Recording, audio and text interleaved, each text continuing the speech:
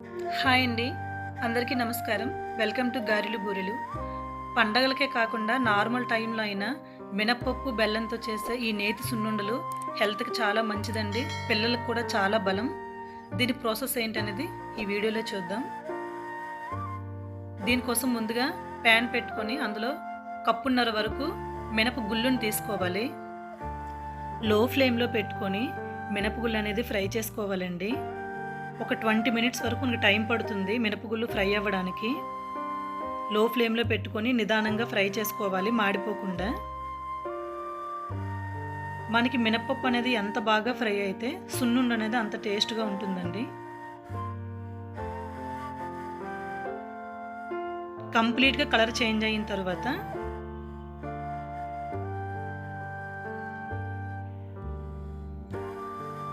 సెపరేట్గా ఒక ప్లేట్లోకి తీసుకొని చల్లార్చుకోవాలి.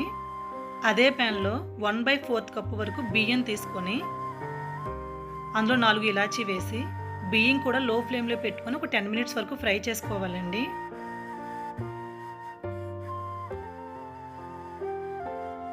బియ్యం కూడా పూర్తిగా కలర్ చేంజ్ అవ్వాలి.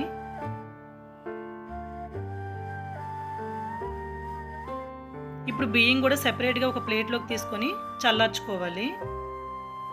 ముందుగా ఫ్రై చేసుకున్న మినపప్పుని మిక్సీ జార్లోకి వేసుకొని గ్రైండ్ చేసుకొని జల్లెడ పట్టుకోవాలి.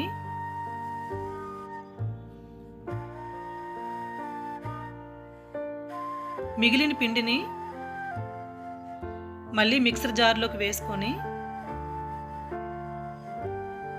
ఇందులో 1/2 కప్పు వరకు పంచదార, మనం ముందుగా ఫ్రై చేసి పెట్టుకున్న బియ్యం కూడా వేసుకొని గ్రైండ్ చేసుకోవాలి. ఈ గ్రైండ్ చేసుకున్న పిండిని మళ్ళీ జల్లెడ పట్టుకోవాలి.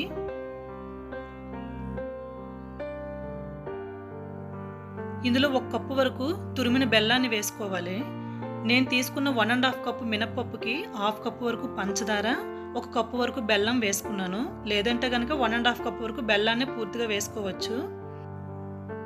బెల్లం అనేది డైరెక్ట్గా మిక్సీలో వేయకుండా ఇట్లా పిండిలో వేసుకొని ఒకసారి గ్రైండ్ చేసుకోవాలండి.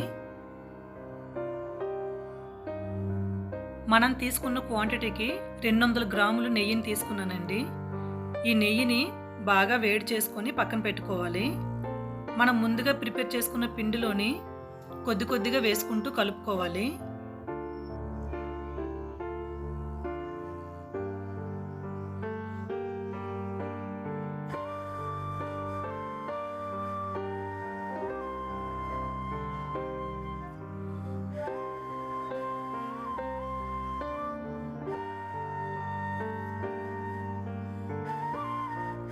ఇప్పుడు చేత్తో బాగా కలుపుకోవాలి. మన పిండిని కలిపే కొద్దీ మనకు పొడి పొడిగా అవుతుందండి. ఇప్పుడు మనకు నచ్చిన సైజులో మన సున్నుండల్ని ప్రిపేర్ చేసుకోవాలండి.